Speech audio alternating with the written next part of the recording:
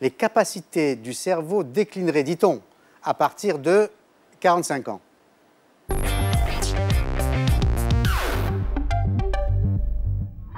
Un cerveau moins performant en vieillissant, et ce, dès 45 ans.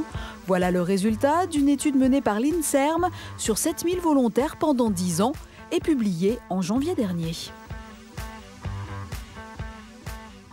On a utilisé une batterie de tests de raisonnement, de mémoire, de fluence verbale.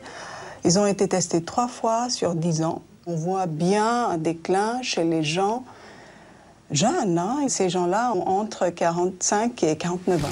Que l'on soit de sexe masculin ou féminin, nos capacités cognitives diminueraient de 4% en moyenne entre 45 et 49 ans.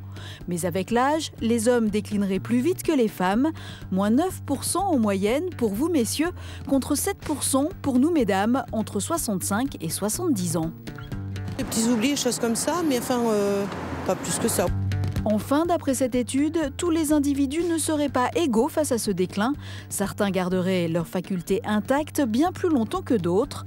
L'INSERM va désormais chercher à savoir pourquoi. La résolution de cette énigme devrait permettre, à terme, de lutter contre le vieillissement de nos neurones. Monique Leponcin, bonsoir. Bonsoir. Alors, vous êtes neurophysiologiste, spécialiste de la mémoire, auteur de ce coffret dont on va parler, de ce pack Memo Quick, c'est très moderne. Mais on va en parler dans un instant, mais d'abord sur le cerveau. Donc moi, j'ai plus de 45 ans. Oui, moi aussi. Non, moi, élégance, mais non. Mais si. Non. Non, franchement, non. Il y a un déclin par rapport à l'utilisation de notre mémoire. Ce qui n'est pas du tout la même chose que le déclin du cerveau. En fait, bien sûr, quand on fait passer des tests aux gens, c'est même pas 45 ans, c'est 40 ans. À partir de 40 ans, les gens ne réussissent pas aussi bien que des gens de 20 ou de 30 ans. Donc on va dire aussi déclin cognitif à partir de 40 ans. On n'a pas le droit de parler de campagne électorale, mais on n'a pas le droit de citer des noms, évidemment. Non. Mais tous les candidats ont plus de 40 ans. Mais oui, mais justement...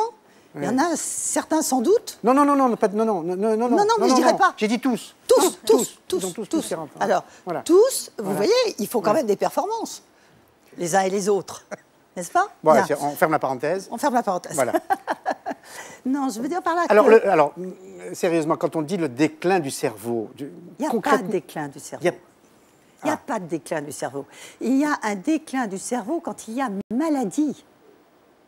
Mais quand il n'y a pas maladie, on a un potentiel cérébral qui est étonnant. Maintenant, on le méconnaît et on ne sait pas l'utiliser.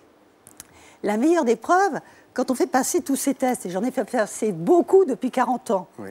Bien évidemment, on met les gens devant une situation de test qu'ils ne connaissent pas. Donc, ils ne sont pas forcément performants. Regardez l'exemple d'une certaine console où on disait, faites le jeu, on regardait, on avait... Allez, on va dire, on avait 45 ans, et on fait le jeu, et on voit, vous avez un cerveau de 70 ans. Aïe, on refait le jeu, parce que ça interpelle quand même. Et là, oh, vous avez un cerveau de 35 ans. Alors, quelle est la différence? Eh bien, pourquoi?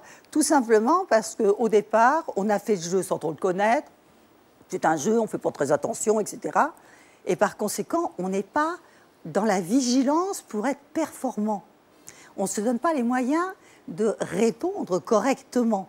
Alors, donc, on a une mauvaise performance. Alors, avant d'évoquer les moyens qui nous permettraient de garder un cerveau intact et jeune, la mémoire, très précisément, parce que je sais que ça intéresse énormément de gens, sans aller jusqu'à Alzheimer, on en parlera, mais pourquoi, à un certain moment, perd-on la mémoire? D'une façon très concrète, les clés, on ne sait plus où on les a mises. Un rendez-vous, on peut l'oublier, on peut arriver en retard. Alors, je vais peut-être vous surprendre, mais on ne perd pas la mémoire. On ne la perd pas. Les processus de mémorisation dans un cerveau sain, quel que soit son âge, sont intacts.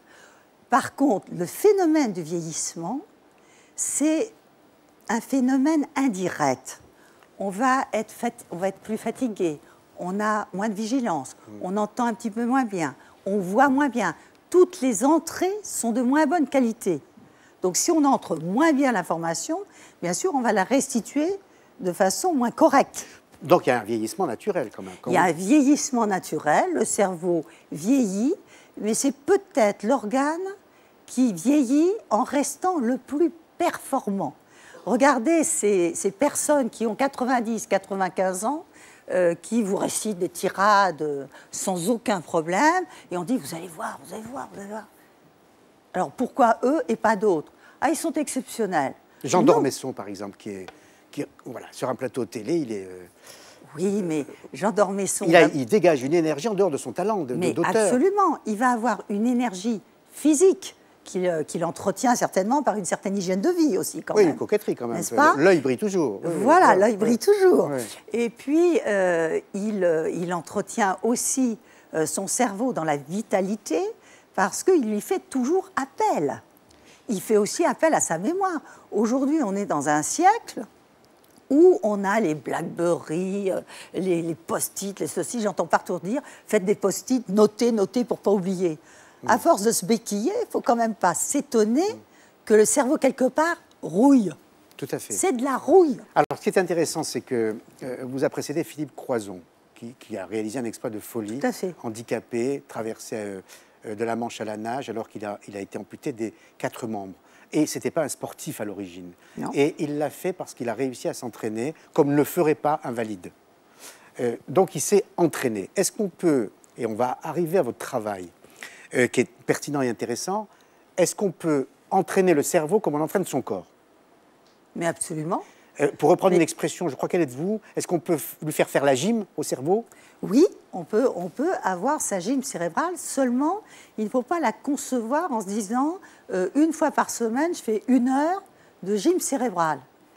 Il faut être dans cette gym cérébrale, dans cette hygiène cérébrale à chaque moment de sa vie.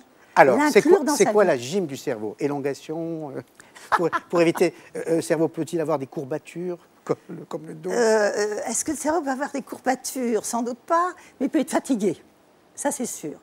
Mais pour vous donner un exemple très précis par rapport à tout ce qu'on a dit avant. En fait, il y a un test qui est un test qui est même au niveau de la sécurité sociale, donc un test très reconnu. Il consiste à donner 15 mots, à dire 15 mots à quelqu'un.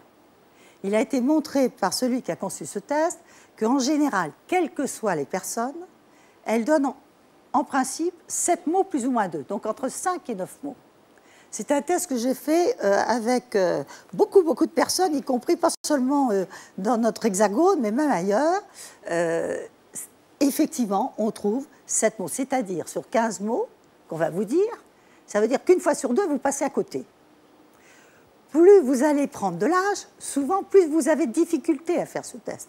On va dire, on vieillit, on n'a plus de mémoire. Écoutez, regardez. Quel que soit l'âge, qu'on soit tout jeune, là, les 15-30 ans, qu'on ait 30-50 ans, qu'on ait 50-70 ans, ou qu'on ait même 90 ans, si on apprend à faire le test, comment il faut s'en servir, comment il faut apprendre ces 15 mots, tous, absolument tous, ont donné les 15 mots en un seul essai. Donc, est-ce que ça s'entraîne? Oui, mais surtout, avant d'entraîner, il ne faut pas être staccanoviste. Il ne faut pas s'entraîner pour s'entraîner à faire des jeux de mémoire. Sinon, on sait faire les jeux. Et c'est tout ce qu'on sait faire. Il faut d'abord apprendre qu'on a un cerveau efficace. Absolument tout le monde a de la mémoire. S'il y a quelque chose devant lequel on est égaux, c'est bien la mémoire. Tout le monde a de la mémoire. Peu de personnes savent s'en servir. Et c'est vrai aussi pour nos tout jeunes qui sont au lycée. Alors, d'où l'intérêt de ce mémo quick que vous proposez, un conseil pratique, voilà, un conseil pratique pour rester en forme. Alors, là-haut. Pour rester en forme là-haut, je croyais que vous alliez me demander pour savoir qu'on a de la mémoire, alors qu'on croit ne pas en avoir. Par exemple. Par exemple.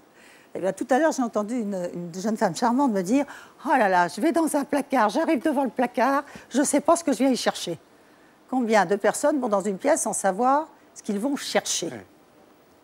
Alors, si vous faites ce que je vais dire dans les 2 minutes qui viennent, vous n'irez plus jamais dans une pièce sans savoir ce que vous allez chercher. Il faut donner la priorité au cerveau. Quand vous allez, vous dites par exemple, je vais chercher un livre. Ce qui est curieux, c'est que vous savez où est ce livre. Vous y allez tout droit. Eh bien, vous donnez la priorité mentalement dans votre cerveau au déplacement et au lieu. c'est-à-dire au où c'est. Alors qu'il faut partir en se disant le livre. Quoi? Il faut d'abord penser à quoi, puis après à où. Oui, mais le problème, c'est que dans la société qui est la nôtre, c'est intéressant ce que vous dites, c'est que dans la société qui est la nôtre, on doit faire 1001 choses en même temps.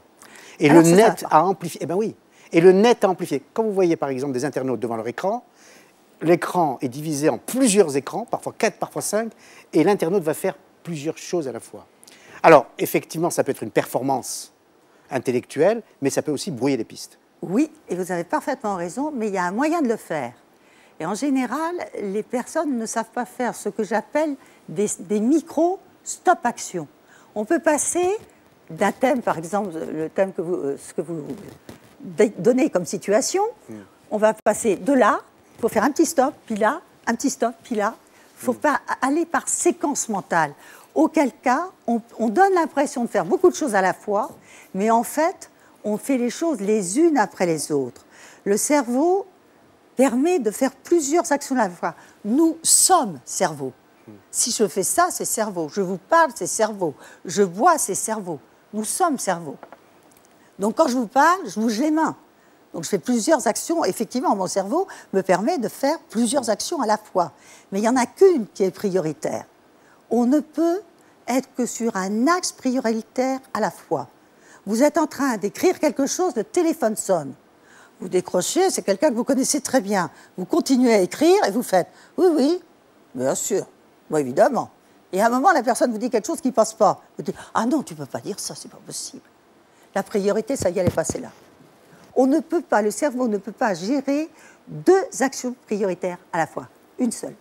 Merci beaucoup. Ça s'appelle Mémo Quick. Merci Monique Leponcin. Vous étiez cerveau parlant et nous étions cerveau écoutant.